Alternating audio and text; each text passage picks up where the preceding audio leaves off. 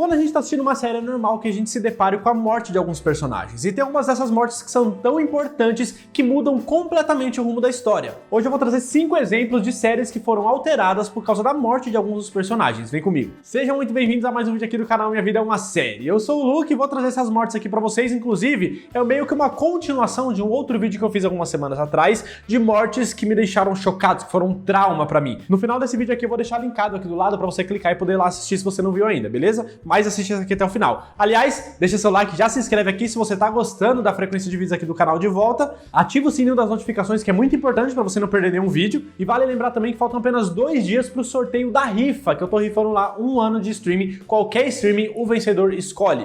Qualquer um dos principais que a gente tem aqui no Brasil, Netflix, Prime Video, HBO Max, você escolhe. Pra participar é muito fácil, é só entrar no www.minhavidaeumaserie.com.br, compra seu bilhete e já está participando. O sorteio é amanhã, sexta-feira, dia 9, às 8 horas da noite, e eu vou fazer isso em live no meu Instagram. Então é importante me seguir lá, o link tá na descrição, o link do site da rifa também tá na descrição, e eu criei essa rifa para poder ajudar o canal, né, que vem enfrentando uma situação um pouquinho difícil, mas graças a vocês isso tá sendo muita ajuda, e eu preciso ainda mais um pouquinho. Então se você puder participar dessa rifa, é uma forma efetiva e direta de você ajudar o canal a continuar existindo e continuar produzindo os vídeos, tá bom? Então vai lá participar, www.minhavidaeumaserie.com.br, o link tá aqui na descrição. Vai lá rapidinho, daqui a pouco você volta no vídeo. Pode ir lá, vai lá. Foi? Beleza, então. Boa sorte, não esquece que o sorteio é amanhã, dia 9. Vou fazer em live no meu Instagram, mas se você não estiver assistindo, não puder por algum motivo, eu entro em contato com você depois, se você for vencedor. Ah, e tem mais um prêmio também. Vai ter um segundo número sorteado que vai ganhar R$100 no Pix na hora. Então assim, são 2 chances de ganhar. 1 ano de streaming pago ou R$100 no Pix. De qualquer forma, nas vésperas do carnaval, nada melhor do que R$100 na conta ou um streaming garantido para poder fazer um bloquinho do sofá ali e maratonar as séries favoritas do streaming, né? Então, vai lá participar, o link tá aqui na descrição, tá bom? Vamos lá começar o vídeo, lembrando que vai ter spoilers aqui nesse vídeo, tá? Então eu vou falar primeiro a série e a temporada que eu tô falando, e aí se você ainda não chegou nessa temporada, não quer tomar spoiler, você pula pra próxima, fechou? Aqui nos capítulos também tá descrito a série e a temporada, assim como na descrição. Então eu começo com a série que está na minha camiseta, Supernatural, inclusive bordada aqui pelo Maria Pontilhado, no Instagram da Bia, minha esposa, que o link também tá na descrição. É muito merchan aqui nesse vídeo, mas acabou agora. Começando com Supernatural, mais especificamente no comecinho da segunda temporada. É uma história que começa no final da primeira, mas acaba se concluindo no comecinho da segunda, que, acho que já posso falar, quem não quer tomar spoiler, espero que já tenha pulado, o John Winchester, o pai do Jim e do Sam. Essa foi uma morte que foi bem chocante pra mim, acho que pra muita gente também que assistia Supernatural, que nunca tinha pego esse spoiler. Porque a premissa da série no início é o Jim, que sempre trabalhou com seu pai, caçando coisas e demônios e tal, indo procurar o Sam porque o pai dele estava desaparecido. Então eles começam a procurar pelo pai dele. E eventualmente, ao longo da primeira temporada, nessa procura que eles vão encontrando pistas e tudo mais, eles encontram o pai deles, né? Só que eles sofrem um acidente de caminhão, o Jim fica quase, né, à beira da morte ali, quase já morrendo, e o John acaba fazendo um pacto para salvar a vida do seu filho. E aí começa a mudar completamente a história, porque a partir daqui, eles não têm mais rumo. Entende? A partir daqui, eles só estão vivendo e salvando pessoas, porque o John já morreu, já se sacrificou, eles não têm mais por quem procurar, eles não têm mais necessariamente um objetivo. O Sam já poderia voltar para sua vida normal, mas é óbvio que não vai, porque ele sente uma certa culpa, e a gente acaba descobrindo um segredo também sobre o Sam, porque antes de morrer, o John fala pro Jim que existe um segredo ali sobre o irmão dele, para ele cuidar do irmão dele, que se precisasse ele precisava matar o Sam, né? Alguma coisa assim que ele fala, agora me fugiu um pouquinho. Mas existe todo esse negócio que muda completamente o rumo, porque agora não são apenas 2 irmãos buscando pelo pai, enquanto vão colocando em prática o negócio da família. Agora a coisa escala muito maior, porque agora o Sam é um bebê que tem um propósito, sabe? É um bebê que teve ali o sangue do demônio pingado dentro dele e que tem um propósito, e as coisas começam a acontecer mais forte ainda com ele, e a partir dali e vai escalando para outras coisas que vai acontecer nas temporadas seguintes. Quase que eu dei spoiler aqui, caso ainda alguém não tenha assistido. Mas o fato é de que a série mudou a partir daí, né? Tanto que a partir da segunda temporada começa a ficar menos assustador, porque os episódios mais assustadores que a gente tem tá na primeira temporada, todo mundo sabe disso, né? Na segunda ainda tem alguns, mas vai começando a focar muito mais na ligação dos irmãos, nos objetivos de família deles dois, do que na caça aos monstros em si. Isso foi uma sacada do próprio Eric Kripke, né, que é o criador da série, que que percebeu que o que funcionava em Supernatural não era só os casos de terror, mas era a conexão entre o Jim e o Sam. Era a química que o Jared e o Jensen tinham em tela. Então ele começou a gradativamente focar um pouco mais nisso do que nos casos em si, ainda que na segunda temporada e na terceira tenham casos muito bons e assustadores também, né? Então foi uma morte que mudou o rumo da série, ainda que de forma leve, mas quando a gente assiste a primeira temporada percebendo isso e depois assiste a segunda, você vê a diferença entre essas temporadas e como ela vai se tornando cada vez mais diferente ao longo dos episódios, né? Então é uma pequena percepção aqui, é o caso mais leve, porque agora as próximas posições que eu vou falar, elas têm uma mudança um pouco mais visível, um pouco mais perceptível. Como é o caso aqui agora de Game of Thrones. Se você ainda não assistiu Game of Thrones, eu vou falar de uma morte que tem no final da primeira temporada. Quem já assistiu é óbvio que sabe de que morte que eu vou falar. Quem ainda não assistiu, mano, pula. Pula porque o efeito surpresa aqui faz muita diferença. Aqui tem os capítulos aqui embaixo, pula pra próxima posição, tá bom? Mas pra você que continuou o vídeo e não pulou, porque já viu ou porque não liga pra spoiler, no final da 10ª temporada a gente teve a morte do Ned Stark, né? Que surpreendeu muita gente. Não a mim, mas não porque eu sou esperto, é porque eu acho que eu já sabia. Então não me surpreendeu tanto, eu já meio que tava esperando que isso fosse acontecer. Só que a grande sacada aqui, que pra muita gente que assistiu, porque quando eu fui assistir já tava mais na 3ª temporada, tá? Por isso que eu provavelmente eu já sabia. É que eu não tenho a certeza que eu já sabia, mas eu tinha a sensação de que eu sabia. Deu pra perceber? Acho que eu peguei um spoiler por osmose na época que eu não assistia e não lembrava, mas eu tinha uma sensação. Só que pra galera que começou a assistir certinho ali, que ainda não tinha lido os livros, aquilo foi uma puta surpresa. Porque o Ned Stark até então me parecia ser o protagonista da série. A gente viu umas coisas acontecendo com a Daenerys lá longe, a gente via algumas coisas acontecendo aqui e ali, com o pessoal, os Stark, não sei o quê, mas o Ned parecia ser o principal, porque ele tava se tornando mão do rei. E aí o Robert morre, o filho dele toma o lugar, que é o Joffrey, e aí ele vai preso. E aí ele vai ser decapitado se ele não der razão pro rei, porque ele tava falando que o Joffrey era bastardo, né? Alguma coisa assim. Agora eu vou pegar, mano, não é possível, velho. Que desgraça! Tenho mosca. E aí, continuando aqui. E aí, o Joffrey falou que ia perdoar ele se a Sansa ficasse do lado dele, se o Ned ficasse do lado dele, se todo mundo concordasse e aceitasse ele como rei legítimo e tal, não sei o quê. E aí todo mundo aceitou. E a gente fica, pô, beleza, ainda bem. Então o Ned vai se salvar. É óbvio que ele vai se salvar. Ele é o protagonista, ele não vai morrer. Chablau! Cabeça do Ned rolando pra todo lado e ninguém entende nada, porque o protagonista morre na primeira temporada. É que, na verdade, o Ned nunca foi o protagonista, né? Era só um disfarce ali que os diretores, criadores da série, os showrunners ali, enfim, eles conseguiram disfarçar muito bem, de que na verdade o protagonismo sempre foi do Jon Snow e da Daenerys, e a gente vê isso ao longo das próximas temporadas. E aí por isso que muda, porque a partir daqui, até o 9º episódio, até esse momento do 10º episódio, Game of Thrones é uma série muito boa, com gráficos excelentes, com uma história magnífica, mas até então é só mais uma série. Só que a partir daqui muda tudo, porque a partir desse final da primeira temporada, da segunda pra frente, a gente começa a entender que, ok, qualquer um pode morrer em Game of Thrones agora. Não existe um protagonismo. Até os personagens principais podem morrer a qualquer momento, porque até então, as séries que têm personagens muito grandes, muito famosos e importantes, eles costumam morrer no final da série, né? E aqui não, já morreu na primeira temporada. Então a gente sabia que poderia acontecer com qualquer personagem ao longo do caminho, e acontece. Acontece outras vezes com personagens que parecem que estão ganhando uma grande importância, com personagens que parecem que vão triunfar de alguma forma e de repente eles morreram. Então aqui foi o ponto de partida que deu a Game of Thrones a fama de a série que mata os seus personagens principais. Coisa que já acontecia em Grey's Anatomy, por exemplo, mas Game of Thrones elevou isso a um nível absurdo, tanto é que é a série que até hoje tem essa fama, por mais que já tenha acontecido em outras também. Bring me his head.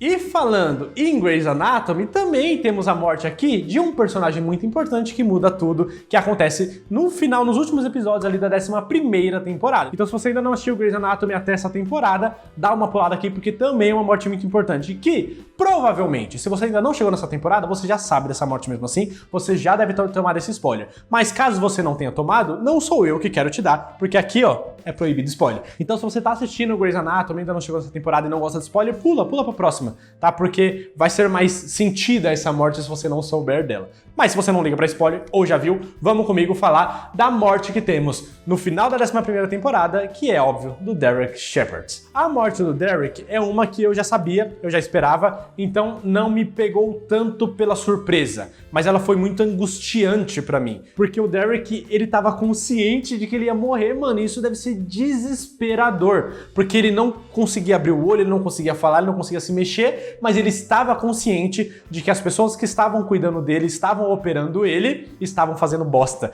E ele sabia, porque ele era um médico excelente, e ele sabia que ele tava prestes a morrer. Mano, isso deve ter sido desesperador, tá ligado? Porque você sabe que você vai morrer, você tem 2 filhos, você tem uma esposa, e você sabe que você não vai poder se despedir deles. Imagina o quão, sabe, nossa, isso deve maltratar muito, era melhor ter morrido direto, sabe, do que ter passado por isso. E aí, eu estava preparando o roteiro aqui desse vídeo e fui rever algumas cenas dessas mortes e tal, pra poder falar pra vocês, pra relembrar até, porque eu vi essa morte já tem quase 2 anos, porque eu parei Grey's Anatomy depois da 11ª, não por causa dessa morte, porque eu tava eventualidades da vida e voltei agora. Acabei de começar a 12ª temporada, inclusive, tá muito bom. Só que aí eu fui rever essa cena e eu fiquei ainda mais angustiado, porque agora eu tenho um filho. Mano, eu tô falando isso todo vídeo, é inacreditável, mano. Todo vídeo eu tô falando sobre isso agora. Mas vou falar de novo pra caso você não tenha visto eu falando em algum lugar. Desde que eu me tornei pai, desde que eu tenho um filho pequeno, as coisas que acontecem com crianças e com pais me pegam muito. E aí, eu fui ver a morte do Derek e quando ele tá prestes a morrer, ele começa a ter algumas lembranças. E aí mostra ele com a Zola, a filha dele pequenininha e não sei o quê. E, mano, me atacou ansiedade. Me atacou ansiedade porque eu fiquei pensando, porra, e se eu morrer e eu não ver meu filho crescer? Mano, eu não quero nem conversar muito sobre isso, porque senão vai atacar a ansiedade e eu não vou conseguir terminar o vídeo. Então, vamos seguir, né? O que mudou em Grey's Anatomy depois da morte do Derek? O Derek, ele era co-protagonista com a Meredith Grey, com a Ellen Pompeo. O Patrick Dempsey era co-protagonista com a Ellen Pompeo. E isso é muito verdade, por mais que seja Grey's Anatomy, né? É a série da Grey. Ainda que o hospital eventualmente tenha recebido o nome dela, então agora é mais sobre o hospital do que sobre ela. Mas antes disso, o Grey só tinha no nome dela. Depois apareceu a mãe, mas era por causa dela. E mesmo assim, o Derek Shepherd era um co-protagonista da série. E todo mundo sabia disso, ele tinha uma grande importância, tanto que ele foi pegando cada vez mais fama, ele tinha quase o mesmo espaço de tela que ela, praticamente a mesma importância. E tanto isso é verdade que existe um livro sobre os bastidores de Grey's Anatomy que fala da importância do Derek. Lá eles falam que tem várias cenas que ele estava conversando com a Meredith, que é a esposa dele, e eles mal filmavam a Meredith Grey. Deixavam muito mais foco no Derek, porque as donas de casa que estavam assistindo Grey's Anatomy se sentiam como se ele estivesse falando com elas. Entendeu a importância que ele tinha? Então ele acabava, às vezes, em uma discussão entre os dois, ele ganhava mais espaço na tela para o pessoal que gostava muito dele, porque era o McDreamy, né? Então as pessoas acabavam se prendendo nessa fantasia e assistiam ainda mais Grey's Anatomy. Então ele tinha uma grande importância. Só que essa importância começou a se tornar um pouco de arrogância, e aí do lado dele ele fala que ele estava cansado, porque eram muitas horas de gravação, e eram mais de 10 anos já que ele estava gravando a série, então aí muita gente relata que ele já estava atrasado, que ele já não era tão comprometido, ele começou a brigar muito com a Shonda, né, que é a criadora da série,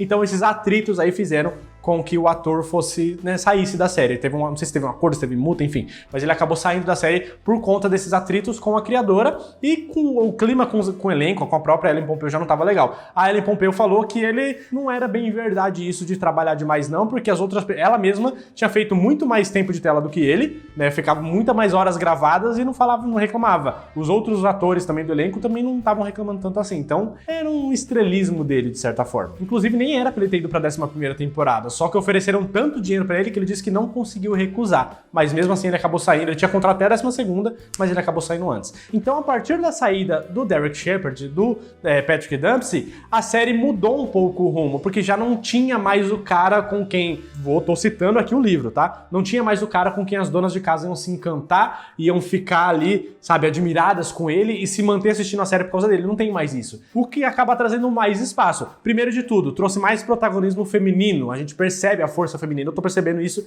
na 12ª temporada, que tem várias cirurgiãs chefes ali, mulheres, né? Tem a Grey, tem a Calliope, tem a Arizona, tem a Meg, tem a Shepherd, né, a irmã, esqueci a Amy, é a Amy, irmã do Derek também. Então, olha o tanto. E tem também a Bailey, né, que eventualmente se torna a chefe cirurgiã geral, no lugar que um dia já foi do Dr. Webber, por exemplo. Então, as mulheres acabam ganhando ainda mais importância, ainda mais espaço. As histórias paralelas também vão ganhando mais espaço e não tem mais aquele foco só no Derek e na Grey, que sempre tinham uma discussão que roubava toda a importância do resto que estava acontecendo ao redor. Então, a série tá mais abrangente e teve novos espaços para ir. E talvez essa tenha sido a dificuldade que Grey's Anatomy enfrentou, porque dizem que daí pra frente começa a ficar um pouquinho mais fraca em algumas temporadas, porque a série acho que tava se reencontrando, tava recalculando o roteiro. Sabe quando você tá usando um Waze, um Google Maps, você erra o caminho e aí tá recalculando rota? É basicamente isso. Talvez a série tenha se perdido um pouco, eu acho que ainda tem história nessa 12ª temporada, eu tô gostando,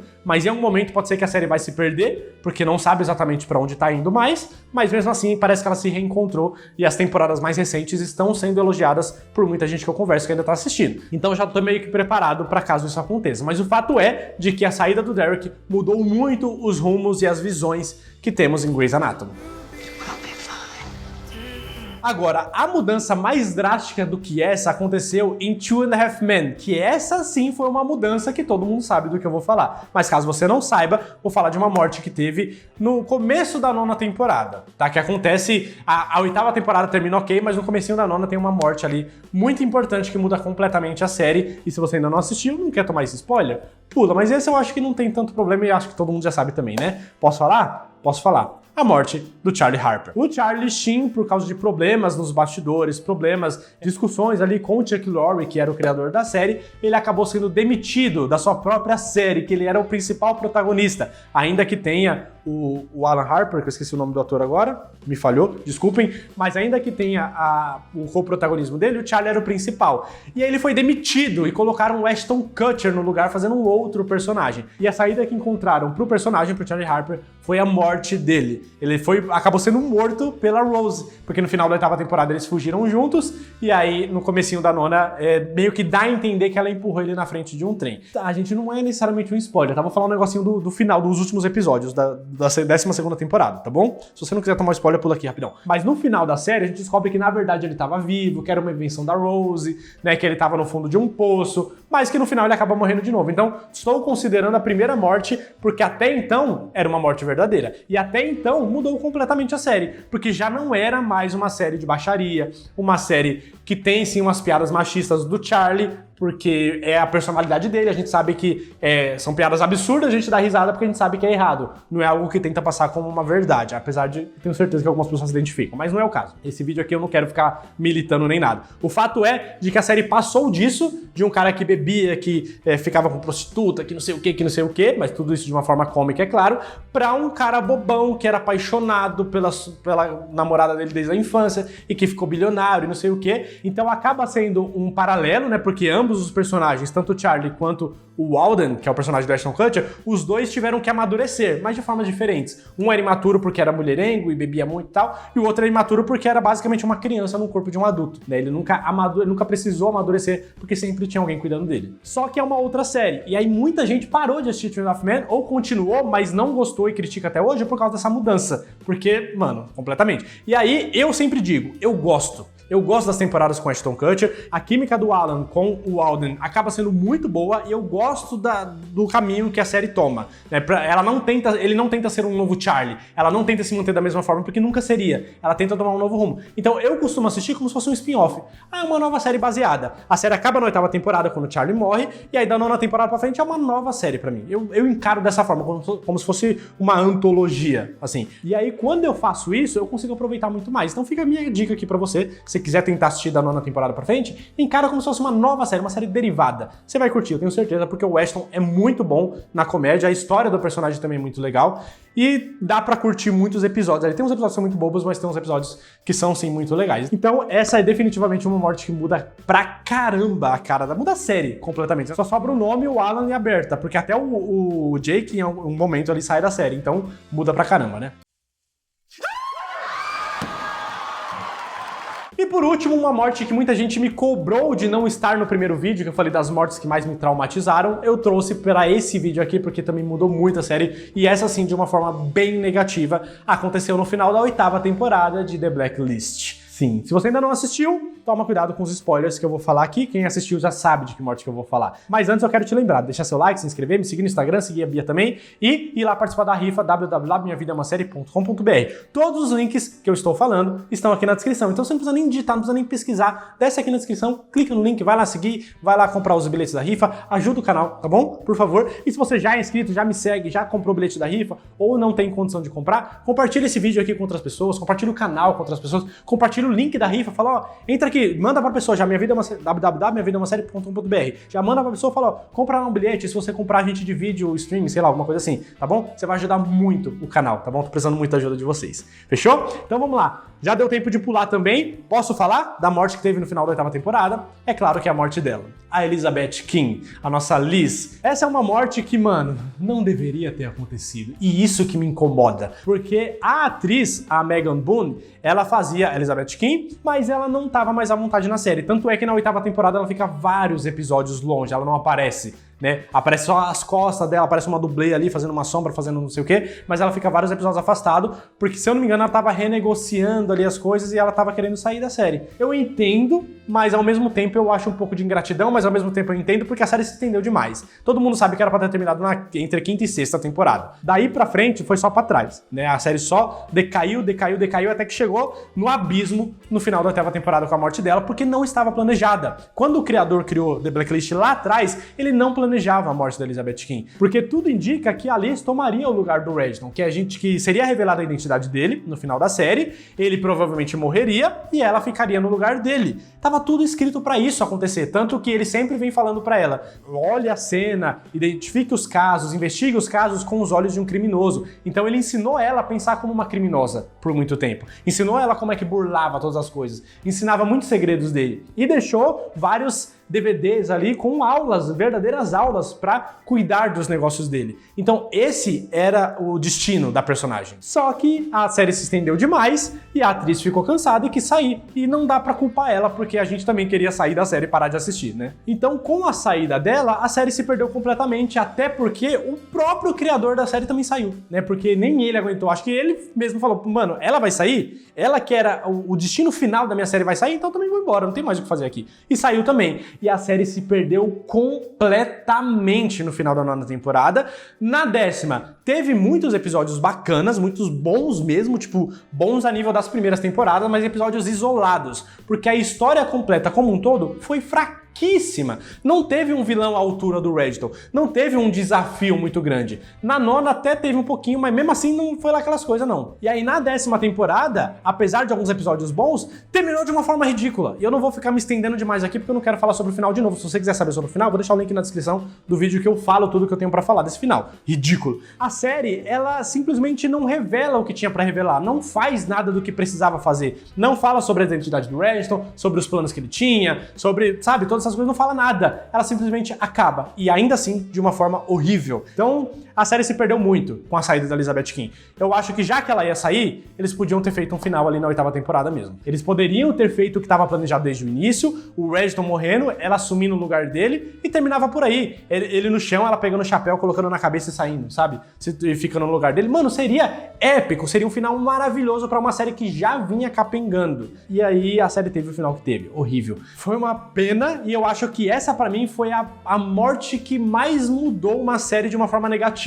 Todas as outras, ok, todas as outras eu gosto, eu apoio, eu entendo, mas essa aqui não dá pra passar pano, não dá pra defender. Foi uma morte triste pra caramba, uma morte que não me surpreendeu, porque eu já sabia que a atriz ia sair, então o destino dela ou seria viajar e sumir do mapa, ou morrer. E muita gente, a série já acabou e muita gente acha que ela ainda tá fingindo a morte, mas não, ela morreu mesmo. E assim, com a morte da Liz, a série acabou morrendo junto. Não morreu, mas ela definhou até a sua morte trágica, que era melhor ter morrido antes junto com ela mesmo, né?